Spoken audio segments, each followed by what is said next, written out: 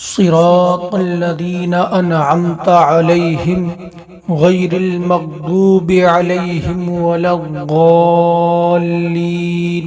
ان لوگوں کا راستہ جن پر تو نے احسان کیا، نہ کہ ان کا راستہ جن پر غضب ہوا اور نہ بہکے ہوئے کا۔